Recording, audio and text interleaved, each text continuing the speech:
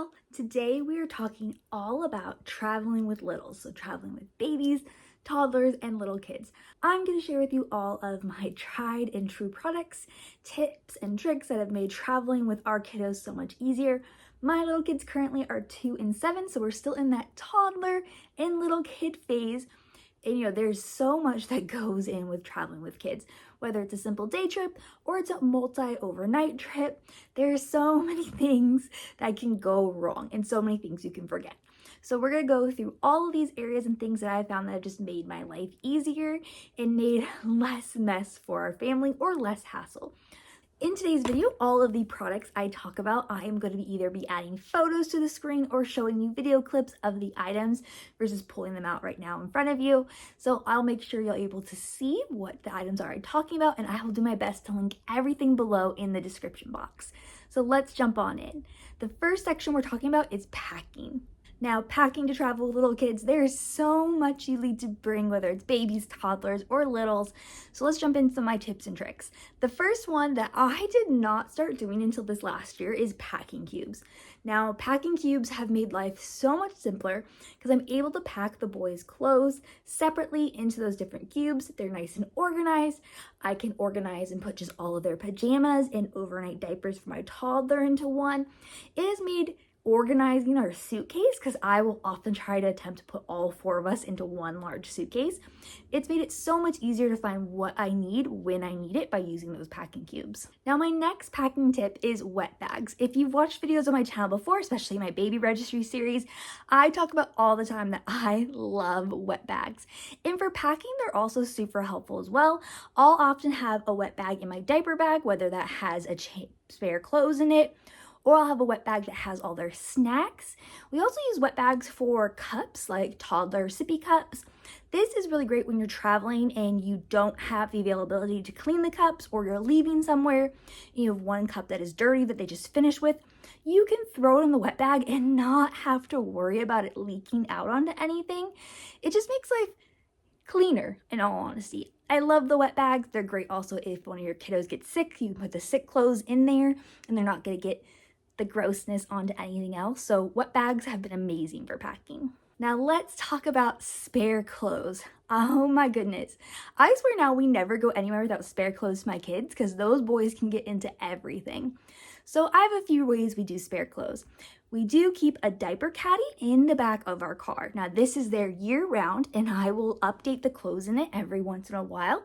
So both boys have a full set of clothes, socks, pants, shirts, undies in there just in case, as well as we have diapers, wipes, sunscreen. But this is great if we are just out about town and something happens and one of them needs a spare set of clothes. We got it right there in the diaper caddy. Just makes life easier. Now, for traveling longer distances, I have a tendency to bring a full extra set of clothes. Now, this does not always mean I'm carrying them in our diaper bag. Sometimes we keep that extra clothes bag in the car, but it's just nice to know you have it if you need it. Sometimes kids spill drink on them, sometimes they get in the mud, sometimes their clothes just magically get super dirty. Having a spare set of clothes with us that's, for the right season makes it easy. I also always like now, and I have been caught out and about, going on family day trips where the weather was supposed to be amazing. And so I was like, I don't need to bring jackets for the boys. I don't need to bring hats.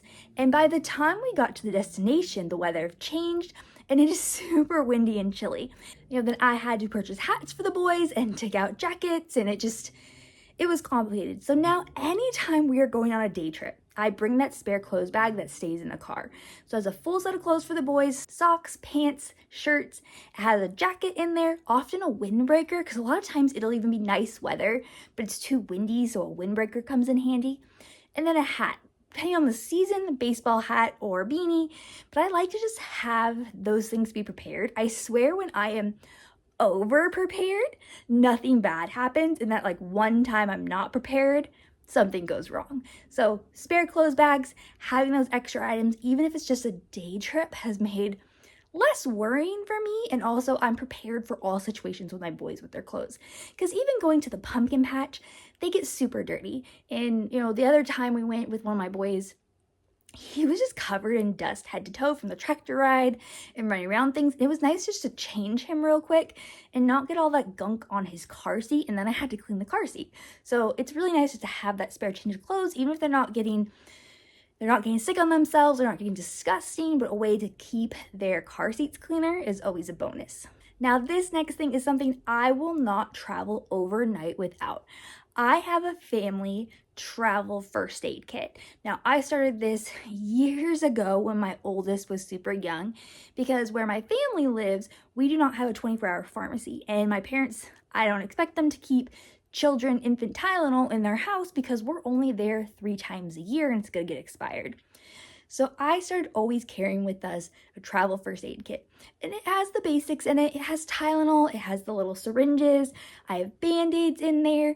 If it's cold and flu season, I'll have cold medicine, or I'll have like the Frito nose sucker, anything we may need, even including like nail clips or little scissors, anything I could need for the boys while we're out and about. And this has come so in handy, whether we're staying at parents' house, friends' houses, we're traveling and going down to like Legoland or other areas.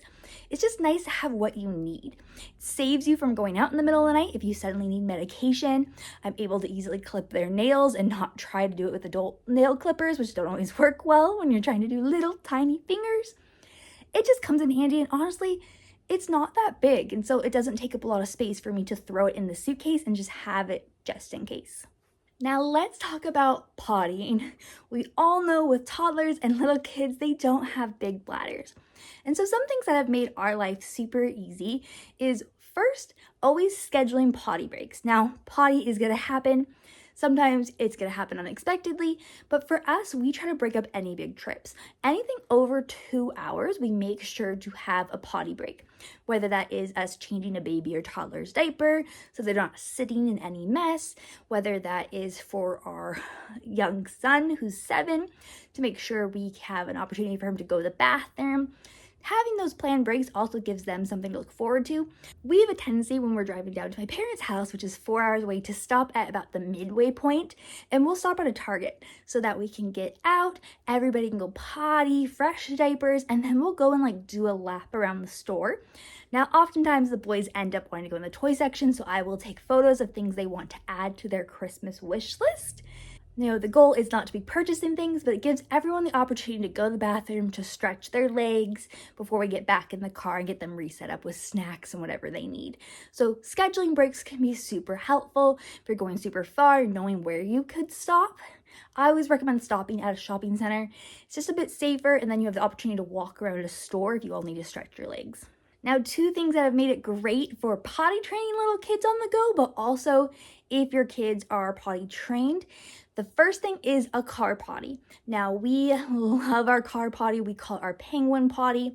This is a simple, easy potty that you can keep in your trunk, and it is like a thermos. So once the waste is in there and you snap it closed, it's not going anywhere. You're not getting any of the smells from it. This has saved us so many times traveling on the highway where there's nowhere to stop. We have had many times on the highway on like 99 here in California where there's no rest stops for, an hour. You're just in the middle of farmland. This has been great because we'll just pull over, we'll have it in our back hatch, or we'll put it even in the back seat. And our eldest, from being potty trained to now, he's able to just go potty really quickly. We can close up the mess, clean it later once we're home. And then we're not having to drive around trying to find a gas station or a store for him to go potty in while he's crying, needing to go potty. So travel to go potty is a necessity for us. I also really love when we were potty training our oldest, and we'll soon be using this with our youngest as we're potty training him, is we got a foldable little kid potty seat. Now, this is a seat that you add on top of a regular toilet to make it, small booty size for the little ones so they don't fall in. It is so nice and convenient to have. I just store ours in a Ziploc bag. That way I can sanitize it in between uses if I feel I need to. But it makes it easy for them to have some independence. They can just pop it onto the potty, be able to go, not have to worry about falling in. Prior to getting this potty seat, there were times where we'd be, at a gas station, at Target, where I'm holding my toddler over the toilet so he doesn't fall in because the toilet opening is too big for little ones. And by able to have this be a foldable seat, it's super nice because I will just put it back in that Ziploc bag and I can throw it in our diaper bag. So it goes everywhere with us, so at any point they need it, we have it. Now that my eldest is 7, he doesn't need it anymore, but it is a great tool for when you start potty training until they're big enough to not fall into the toilet. Now let's talk about snacks and drinks. A big rule in our car is water only. If we are traveling anywhere, we are only doing water bottles that can completely close so they are not spilling. We do not do apple juice in our car, any juices, milk, anything extra that's not water. It keeps us from having messes, so those items getting spilled around the car, but also keeping their tummies happy and not having potential of them getting sick. So we do water only in our car. With snacks, I am all about snacks in the car. Unfortunately, that does usually mean we have a bit of a mess to vacuum up once we're home, but hey, it keeps them happy. I love having snack containers, but once your kids are out of like that baby toddler age, snack containers get a bit frustrating for them. They want to be able to get to the food faster. So I truthfully now, when we are traveling, I just use small sandwich Ziploc bags. For snacks, I will pre-open things and put them in there. It makes it easier for us when we're on the road, so I can just reach back, hand them their bags for them to be able to eat from. And then if they don't finish the full snack, I can just seal it back up and they can eat it later. It has just been so much easier for us, and it takes up less space of storage than snack containers do. I also recently saw a tip from another parent online, and I'm totally gonna do this on our next road trip. They took those brown paper bags, the sandwich paper bags that you used to use in elementary school, and they trimmed them. And so instead of them being their normal taller height, they cut them down. And then when they ran through a drive-through, they were able to distribute fries into them and hand those back to their kids versus asking for extra bags or being worried that the kids are gonna spill the fries in the back seat.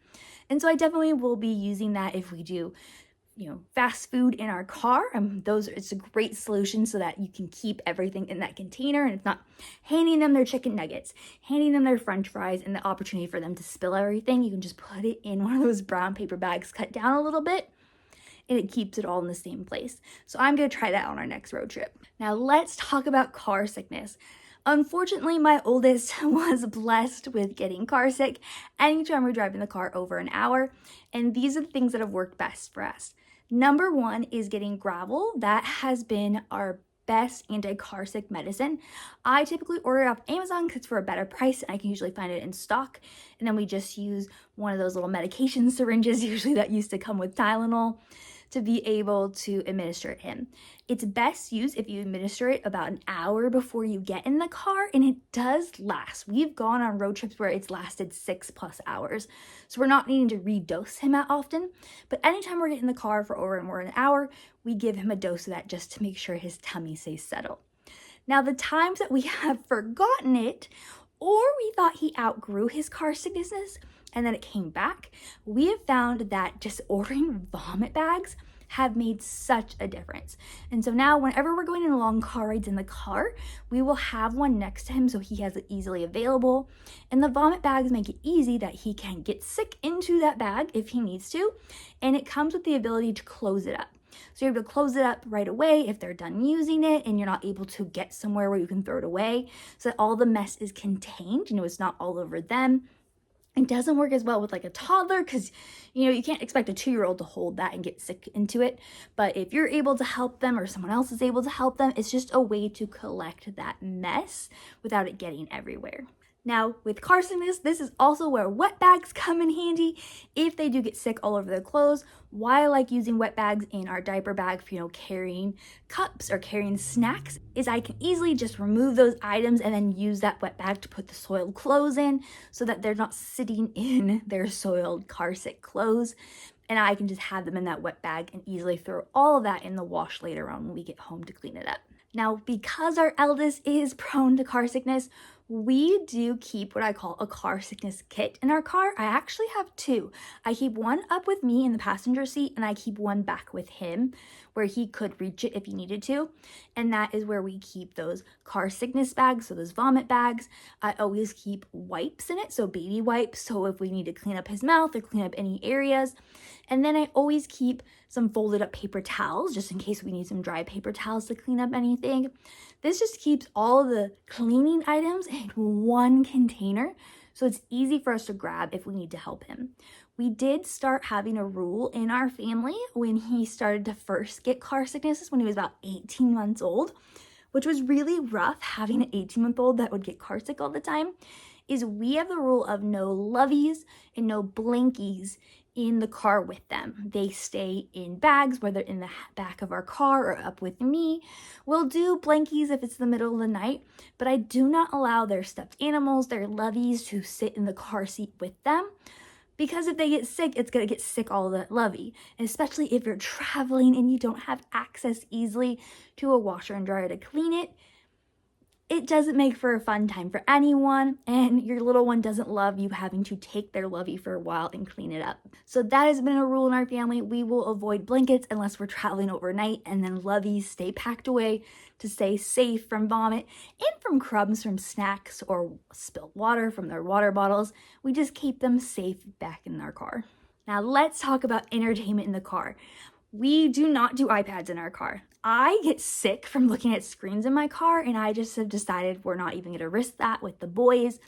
And so what we do is we keep a bin of toys in our car. Now, being full disclosure, this is a diaper box, because then if the box gets too gross, I can just replace it with a new diaper box of toys they like to keep in the car. And these toys rotate in and out all the time. It just depends on what they bring in from the house. We don't allow huge, massive toys, but action figures, small little building toys, little people, things that they like to play with on the day-to-day, they get to keep in that box and rotate as they want to. And so that makes it easy because we'll just put the box in between the two of them.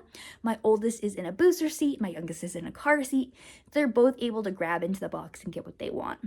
Now, I will say my favorite traveling thing, and I will talk about this product all the time, is we love Tonie Boxes. Tonie Boxes are amazing screen-free entertainment for your kid.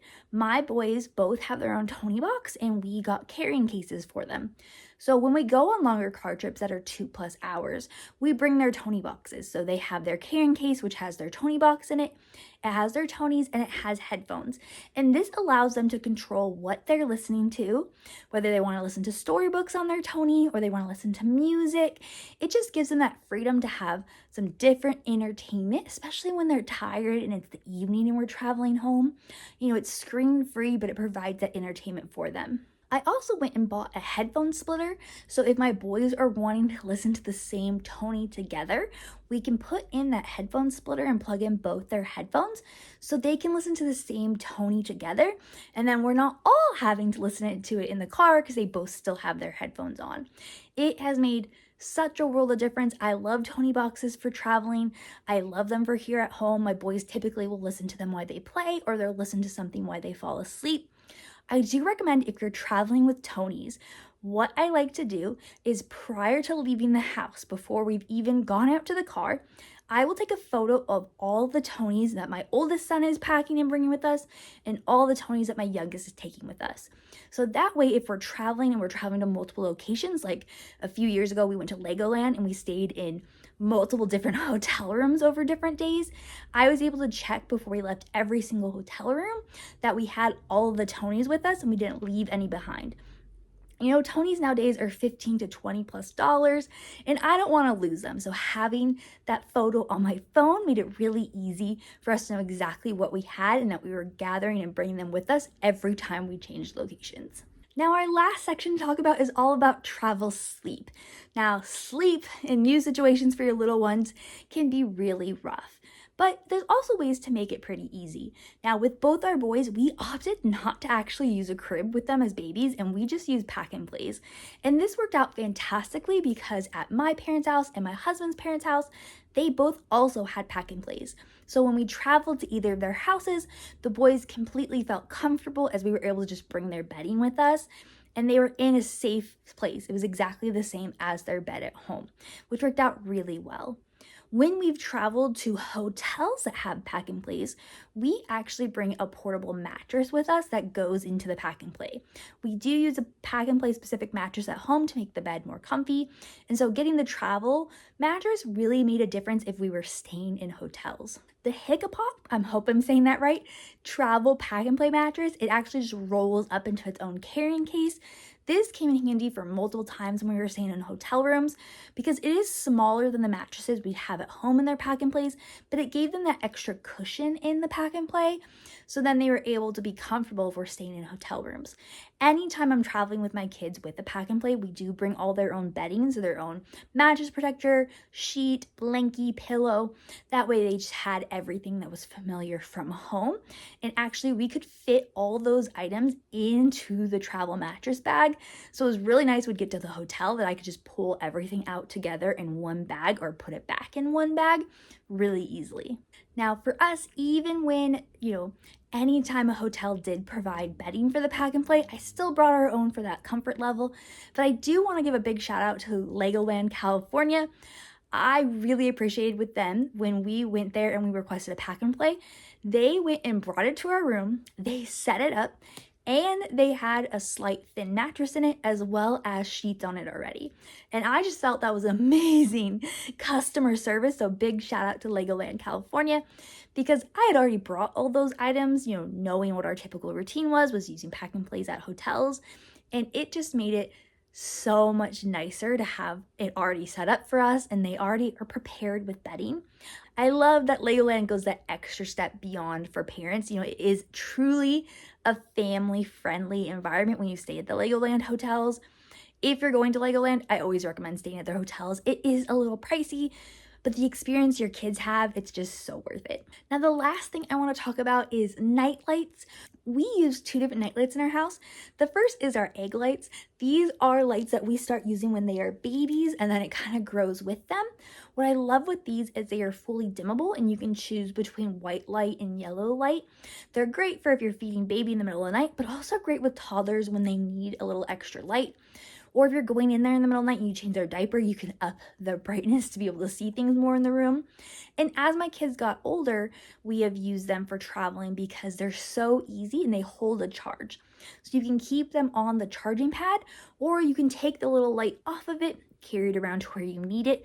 And the charge holds for multiple nights. So if you're traveling, you don't always have to bring the charger cord because it holds a charge. So it's super simple. We also love nighttime lanterns. These are what my 7-year-old now uses. And these are great because they are rechargeable. They have 3 different brightness settings, and so he'll turn them on whether we're traveling or here at home to play for a little bit or listen to his Tonies before he falls asleep. And we can easily just pop them off. They are just great rechargeable lanterns, and they allow us to move them to where we need them in the room if we're traveling. So I always recommend bring those night lights from home. This is why I chose these 2, is because we could easily travel with them. Alright, y'all, so those are all my tips and tricks and travel products that I recommend for traveling with babies, toddlers, or little kids. All of these have made my life so much easier, and I will always go by I'd rather be over-prepared for traveling than under-prepared and be scrambling to try to find something in an unfamiliar environment. If you like this video, go ahead and give it a thumbs up and subscribe. I post new videos on my channel every Monday and Friday. My Monday videos all surround my previous career working at different colleges, and that focuses on dorm life, scholarships, student employment, all of the tips and tricks for helping parents support their student through their college journey. And then my Friday videos are more personal. They're videos like this, giving out tips and tricks of things that have worked for us as family members, as well as cleaning motivation in different vlogs. I just want to share my parenting journey with everyone and get tips and tricks from y'all as well.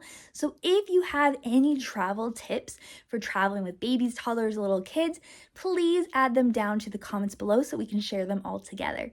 If you like more short form content, I post every single day to YouTube. If you like more short form content, I post it every day to YouTube Shorts, Instagram, and TikTok, which you can see here on the screen or in the description down below. I hope you'll follow me there so we can see each other more often. I hope you all are having a wonderful day and staying healthy. I'll see you soon.